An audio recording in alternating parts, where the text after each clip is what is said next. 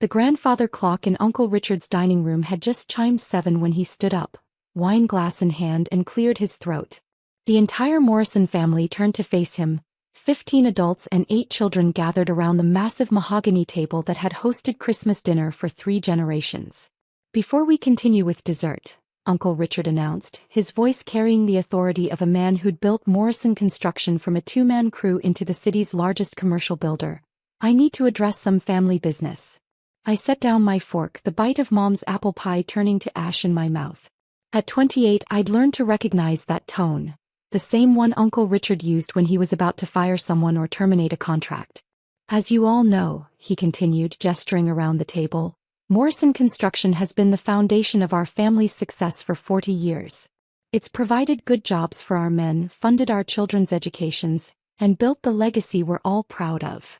Murmurs of agreement rippled around the table. My cousins Michael and David nodded approvingly from their seats near the head of the table, both of them having been handed vice president positions straight out of college despite never having swung a hammer or read a blueprint.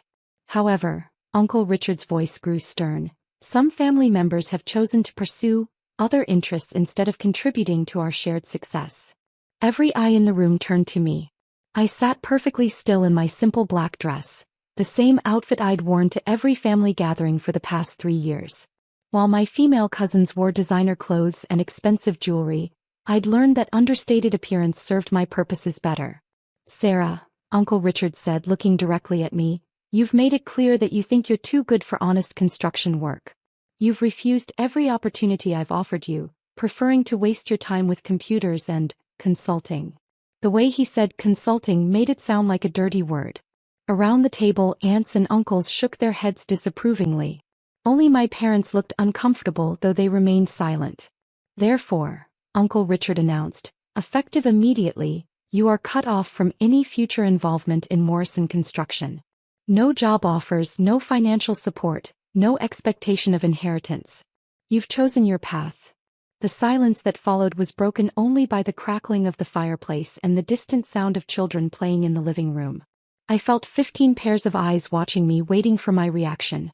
"I understand," I said quietly, my voice steady despite the churning in my stomach. "Good," Uncle Richard said, sitting back down. "Maybe now you'll realize that family businesses require family commitment." Just as Aunt Margaret began passing around coffee cups, the doorbell rang. Uncle Richard frowned. Christmas dinner was family only and everyone was already here. "I'll get it," my cousin Michael said, pushing back from the table. Through the archway we could hear the front door opening and Michael's surprised voice. "Mr. Patterson, I didn't know you were coming tonight." "Sorry to interrupt Christmas dinner," came a familiar voice that made my pulse quicken, "but I was in the neighborhood visiting my own family, and I wanted to drop off these contracts for Richard to review." Uncle Richard stood up quickly, smoothing his shirt. "James, come in, come in. You're always welcome here." James Patterson entered the dining room and I had to suppress a smile. At 55, he was one of the most powerful commercial developers in the region, and Morrison Construction's biggest client. His company, Patterson Development, had provided nearly 40% of Morrison's revenue over the past 3 years. "Sorry to interrupt your family gathering," James said, his eyes scanning the table until they landed on me. His face lit up with genuine pleasure. "Sarah, I didn't expect to see you here." The temperature in the room seemed to drop 10 degrees. Uncle Richard's smile faltered as James walked directly toward my chair. "It's good to see you, Mr. Patterson," I said, standing to shake his hand. "Please, we've been through this. Call me James." He turned to address the entire table, his voice warm with admiration. "I hope you all realize how lucky you are to have Sarah in your family." Uncle Richard's face had gone pale. "I'm sorry, James, but I think there might be some confusion." "Confusion?" James looked genuinely puzzled. "About what?" She does some computer consulting work," Uncle Richard said weakly. James laughed heartily. "Computer consulting? Richard, Sarah is the CEO of Nexus Solutions. She's revolutionized project management software for the construction industry. Her company is worth over $2 billion. The silence that followed was so complete I could hear my cousin David's fork hit his plate. "That's impossible," Michael said, his voice strangled. "Sarah doesn't, she can't." "Can't what?" James asked, his tone suddenly cooler. Can't build one of the most successful tech companies in the country? Because she absolutely has. I remained standing, feeling eerily calm as my family's worldview crumbled around them. For 3 years I'd sat at this same table while they treated me like the family disappointment. The niece who'd rejected honest work for frivolous pursuits. The young woman who drove a 10-year-old car and lived in a modest apartment while her cousins flaunted their inherited wealth. James, Uncle Richard said, his voice shaking slightly, surely you're thinking of someone else. I'm thinking of the woman who created the software that's increased Morrison Construction's efficiency by 30% over the past 2 years, James said firmly. The CEO who's been personally overseeing the technology integration for your biggest projects. Aunt Margaret dropped her coffee cup. The crash of china on hardwood seemed unnaturally loud. You mean? My cousin David started, then stopped, his mouth hanging open. I mean, James continued, that Sarah's company has been the silent partner behind Morrison Construction's recent success. The project management software, the automated scheduling systems, the client relationship databases, all Nexus Solutions products. He pulled out his phone and showed the screen to Uncle Richard. In fact, I was just reviewing the quarterly reports. Morrison Construction's productivity gains from Nexus software have saved your company approximately $1.2 million this year alone. Uncle Richard stared at the phone like it might bite him. But more importantly, James continued, Sarah has been personally consulting on our joint projects. The Riverside Complex, the Downtown Convention Center, the Medical District expansion. Sarah's been the project coordinator behind the scenes for all of them. That's not possible, my cousin Michael protested. We handled those projects. David and I were the lead coordinators. James's expression grew cold. Actually, you weren't. When Morrison Construction started missing deadlines and going over budget on our projects 2 years ago, I insisted on bringing in external project management. Sarah's team has been running coordination for every major project since then. The room was spinning. I could see my family members exchanging horrified glances as they began to understand the implications. The reason Morrison Construction has been so successful lately, James continued relentlessly, is because Sarah has been fixing the problems created by inexperienced management. But she never said anything, my mother whispered. Because I asked her not to, James replied. Sarah suggested that having a family member openly critiquing Morrison's operations might create tension. She preferred to work behind the scenes to ensure both companies' success. Uncle Richard finally found his voice.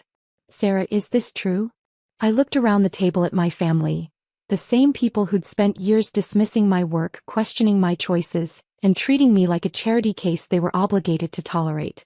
Yes, I said simply. You own a billion-dollar company? Aunt Margaret asked, her voice barely audible. $2 billion, I corrected. As of last quarter's valuation. Uncle Richard sank back into his chair. Why didn't you tell us? Because you never asked, I said. Every family gathering you talked about Morrison Construction's success, about the big contracts and impressive profits. But you never asked about my work beyond dismissing it as computer stuff. But you drive that old car, my cousin David said weakly. Because it's reliable and paid for, I replied. I prefer to invest in assets that appreciate rather than depreciating luxury items. James looked around the table with obvious disappointment. I have to say, I'm surprised by your family's reaction. Sarah is one of the most respected entrepreneurs in the region.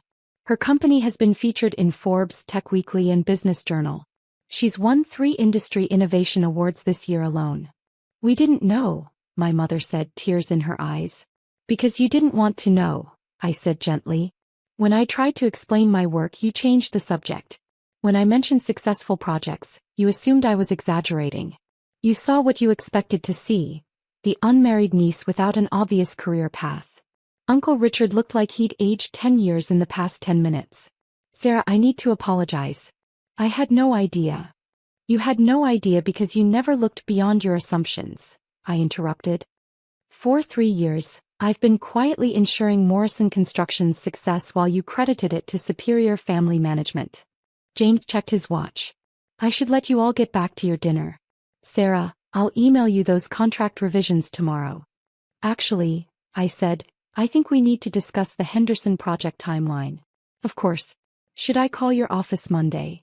That won't be necessary. I opened my purse and pulled out a business card, placing it on the table in front of Uncle Richard. I think it's time for more transparent communication between our companies. Uncle Richard picked up the card with shaking hands.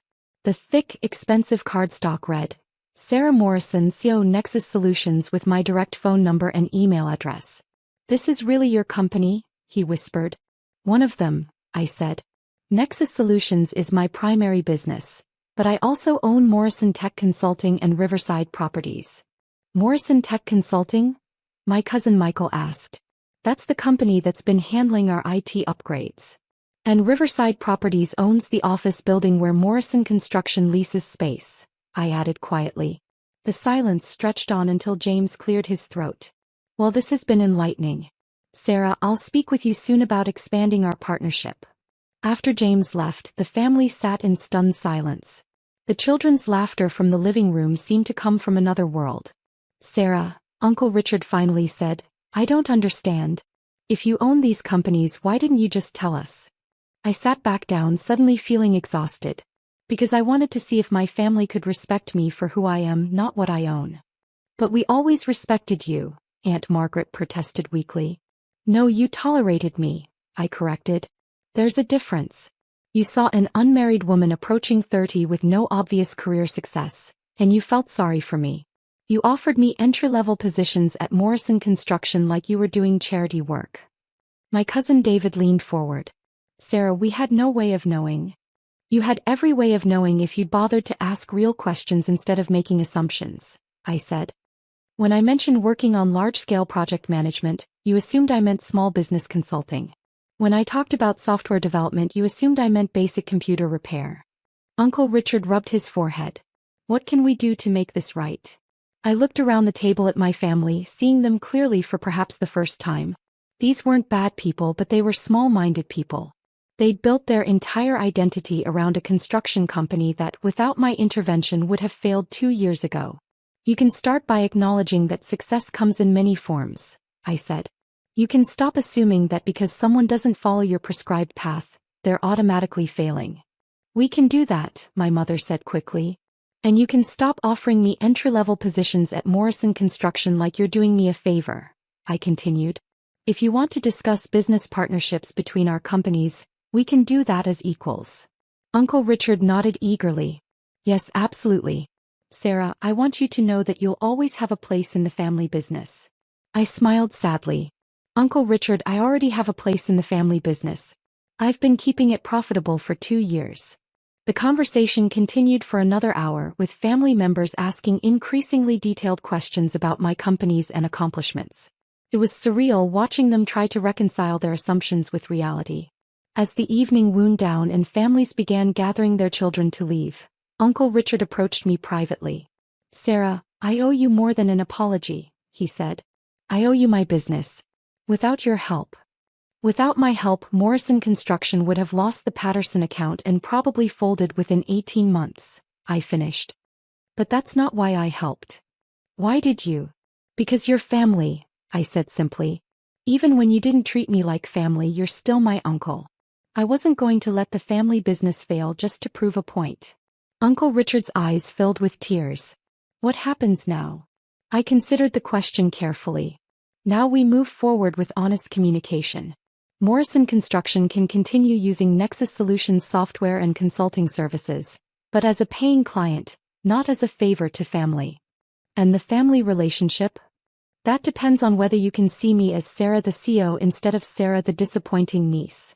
6 months later, I sat in the boardroom of Morrison Construction, reviewing quarterly reports with Uncle Richard and my cousins.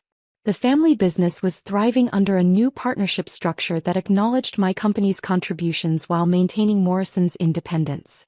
These efficiency numbers are incredible, my cousin Michael said, studying the latest productivity reports. We're operating at levels I never thought possible. That's what happens when you implement proper project management systems, I replied. Technology amplifies good management and exposes bad management. Uncle Richard looked up from his reports. Sarah, I need to ask you something. What? That night at Christmas dinner when I cut you off from the family business, did you know James was coming? I smiled. James always visits his parents on Christmas. They live 3 blocks away. And yes, I knew he'd probably stop by to drop off those contracts. So you planned it? I planned to let you make your announcement without interference, I said. What happened after that was just timing. My cousin David laughed. You let us hang ourselves. I let you reveal who you really were, I corrected. Just like I revealed who I really was. Uncle Richard shook his head in amazement. You know what the strangest part is? What? You were never the family disappointment. We were disappointing you. As I drove home that evening in my reliable 10-year-old car, I reflected on the journey from that Christmas dinner to this boardroom meeting. My family had needed time to adjust their perspective, to see beyond their assumptions and acknowledge reality. Some relationships were worth rebuilding even when it meant starting from scratch. Even when it meant proving yourself to people who should have believed in you from the beginning. But the most important lesson I'd learned wasn't about family dynamics or business success. It was about patience. The patience to let people reveal themselves completely before deciding whether they deserved a place in your future. Uncle Richard and my cousins had chosen to grow and adapt. They'd acknowledged their mistakes and worked to build genuine relationships based on mutual respect. And sometimes that was enough. Some people might call it deception. I called it strategy.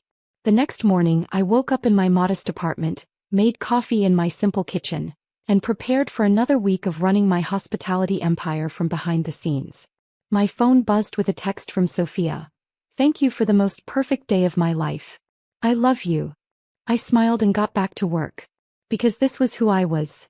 Emma Thompson, the quiet sister who drove an old Honda and lived below her means. Who also happened to own a $2.8 billion empire and had just thrown the wedding of the year. Some secrets were worth keeping.